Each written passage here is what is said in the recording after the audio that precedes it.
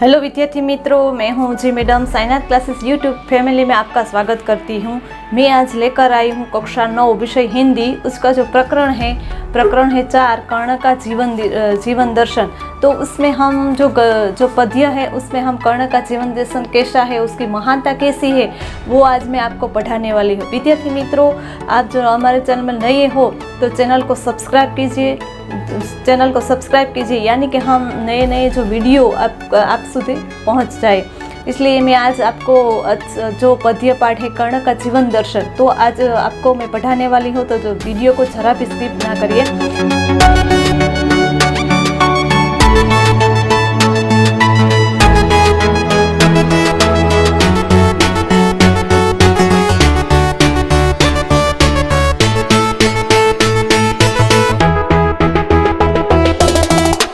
तो अगली जो पंक्ति है इसमें क्या कहा है, तो चांदनी पुष्प छाया में पल, नर गले बने समुद्र कोमल, पर अमृत कलेश का पिए बिना, आत्म अंधड़ में जिए बिना। वह पुरुष नहीं कहला सकता, विघ्नों का नहीं हिला सकता। यानी इस पंक्ति में क्या कहा विद्यार्थी मित्रों, चांदनी पुष्प यानी जो चांदनी रात है, यानी जो चंद्र की जो चांदनी है उसमें जो मनुष्य जो इसका पालन पोषण होता है, और फूल की छाया में वो पले होते हैं यानी बड़े होते हैं, और गले सुंदर कोमल यानी कोमल जीवन बिताते हैं, और अमृत कलेश का यानी कष्ट का अमृत पिए बिना, यानी कि कष्ट जो सहन नहीं कर सकता, सह नहीं सकता, वो आतप यानी ताप, बराबर, यानी जो हम गर्मी कहते हैं, आग जो ताप कहते हैं, अंधड़ यानी आंधी तूफान में जिए बिना, कि जिसमें जो जानने की रात में अपना जीवन बीता है, फूल छाया में जो पले होते हैं, बड़े होते हैं, और अपना जो कोमल जीवन जीते हैं, और भाग्यशाली ये लोग होते हैं। लेकिन अपना कष्टों को जो सहन के बिना जो ताप है, आंधी है, तूफान है, उसको जो कष्ट सहन करे बिना वो पुरुष नहीं कहलाता। कर्ण ने कहा है कि वो कभी पुरुष नहीं कहलाता, और विघ्नों को ही नहीं हिला सकते। यानी जो भी उसके जीवन में विघ्नों या मुश्किलें आए उसको कभी भी सह नहीं पाता। जो ऐसे लोगों है, जो कोमल लोगों है, ये कुछ भी नहीं कर सकते, यानी उसे निर्बल कहा है। तो विद्यार्थी मित्रों, હવે આપણે આને इसका अनुवाद समझते हैं। तो જે ચાંદની અને જે ફળ ફૂલની છાયામાં જે મનુષ્ય એમ કે મોટા થાય છે તે પોતે ભાગ્યશાળી તો હોય છે અને પોતાનું જીવન સરસ કોમળ હોય છે, પણ જે જે કષ્ટો છે એને સહન કરવા માટે એને હર હંમેશા પોતાને સુખ નથી હોતું। ક્યારેક કેમ કે પોતાના જીવનમાં તાપ આવે, તડકો આવે, આંધી આવે કે તૂફાન આવે, બરાબર, તો એ બધું એમ કે જે આ કષ્ટ સહન કર્યા વિનાનો માણસ છે એ હંમેશા એમ કે પુરુષ નથી કહેવાતો, અને એ પોતે આવા જે મુશ્કેલી છે એને સહન કરી શકતો નથી। अब हम आगे देखते हैं। उड़ते हैं जो झंझावातों में, पीते हैं जो वारी प्रपातों में, सारा आकाश अयन जिनका विषगर है भुजंग भोजन जिनका, वे है फणीबंद छुड़ाते हैं, धरती का हृदय जुड़ाते हैं। यानी उड़ते हैं झंझावातों में यानी तूफानों में। किसकी बात की है, यहाँ गरुड़ की बात की है। जो तूफान में उड़ते हैं, पीते हैं वारी प्रपातों में, प्रपातों यानी झरना, वारी यानी जो पानी पीते हैं, झरना से वो पानी पीता है। सारा आकाश अयन जिनका, सारा आकाश में उसका अयन यानी घर होता है।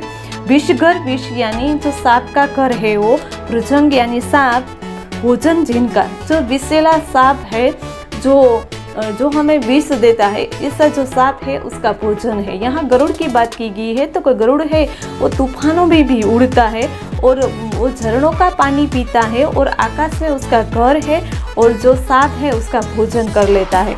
यानी कि वे ही फणीबंद छुड़ाते हैं। जो गरुड़ है वो सांप को क्या कर लेता है, तो उसका विष से वो हर लेता है। तो कोई भी हमें परिस्थिति में आए, कपरी परिस्थिति में आए, तो गरुड़ है हमें छुड़ा देता है। तो यहाँ बात की है कि वे ही फणीबंद छुड़ाते हैं, यानी हमें नागपाश, फणीबंद यानी क्या होता है कि फणीबंद यानी कि जो नागपाश में हम जो उसका विष है हमें लगे तो उससे हमें छुड़ा देते हैं। और क्या होता है, अगर धरती का हृदय से जुड़ा देता है, यानी कि जो गरुड़ है इसकी बात की गई है कि वो हमें उसमें नाग पास से हमें नाग के बंधन में से फणिबंध यानी कि नाग के बंधन में हम आए, उसे हमें कौन छुड़ा देता है, यानी गरुड़ छुड़ा देता है। तो इसमें हम फिर क्या कर देता है, तो फिर हमें धरती को शीतलता देता है। तो विद्यार्थी मित्रों, इसका हम अनुवाद करते हैं कि जे खूब एम के तोफानों में जे उड़े छे अने झरणाનું खूब पाणी पीवे छे, आकाशमां तेनुं घर छे अने जे विष खूब विषेल जे एम के साप जेनुं भोजन छे एवो ते आपणने जे आ सापना बंधनमांथी छोड़ावे छे ते गरुड़ ते धरतीना हृदयने हमेशा शीतलता आपे छे, ठंडक आपे छे। जब हम रामायण में भी देखा था हमने कि जब रामायण में हमने देखा था कि लक्ष्मण को जो नागपाश से जो लक्ष्मण और राम को नागपाश से उसे बांधा दिया गया था फणिबंध से।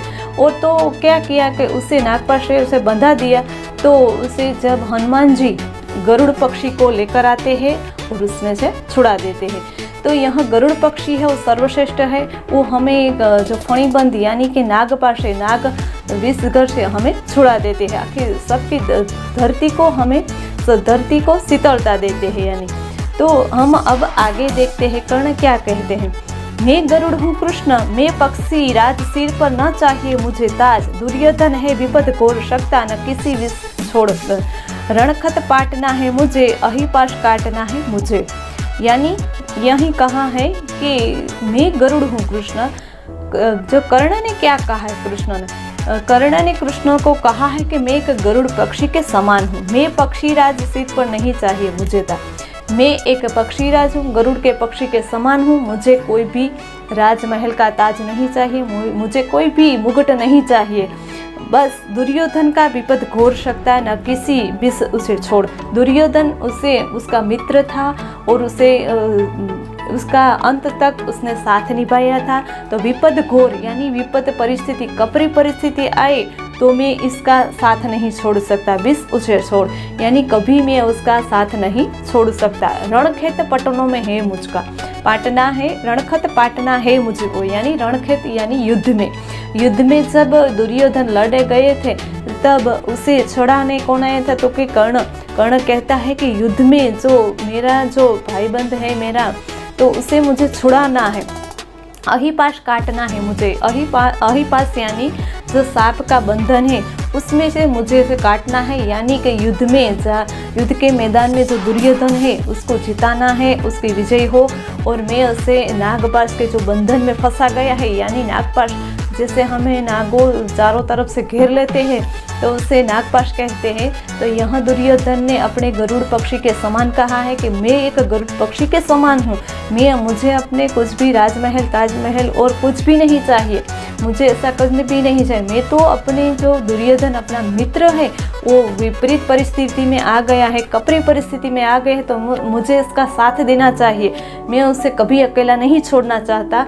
और रणखेत यानी युद्ध का मैदान है, उसमें मैं अकेला नहीं छोड़ सकता, मुझे उसे नागपाश को काटना है, यानी पक्षी गरुड़ पक्षी जैसे नाग को काट देता है, उसका विष हर लेता है, इसी तरह मुझे भी मेरा मित्र है दुर्योधन, उसको अहिपाश यानी सांप का बंधन उसे हमें छुड़ाना है। यानी कि यहाँ तो विद्यार्थी मित्रों इसका अनुवाद क्या होता है कि कर्ण श्री कृष्ण भगवान श्री कृष्ण ने कहे છે કે હું એક ગરુડ પક્ષી છું અને મને જે ગરુડ પક્ષી રાજ છે બરાબર, હું એક ગરુડ પક્ષી છું અને મને આ રે રાજ સત્તાનો કોઈ પણ તાજ નથી જોતો, કોઈ પણ મુગટ નથી જોતો, અને દુર્યોધન છે એ ખૂબ કપરી પરિસ્થિતિમાં છે, તો એની જે કપરી પરિસ્થિતિમાં છે એને જે છોડાવવાની છે મારી જે એમ કે ફરજ છે, તો મારે યુદ્ધના મેદાનમાં જઈ અને મારે આ જે સાપનું બંધન છે, જેવી રીતે ગરુડ પક્ષી છે એ સાપનું બંધનમાંથી નાગપાશ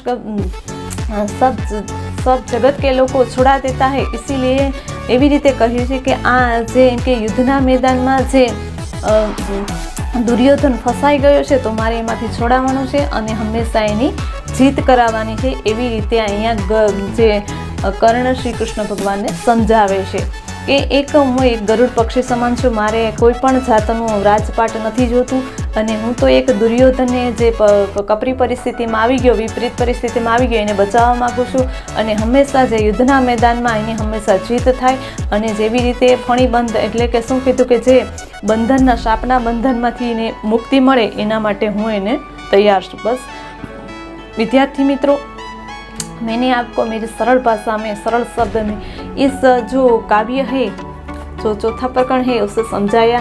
तो आपको अच्छा लगा हो तो उसे इस जो काव्य को आगे आगे जो आपके जो फ्रेंड है उसमें, फ्रेंड सर्कल है उसमें भेज देना और हमारे चैनल को सब्सक्राइब भी करना।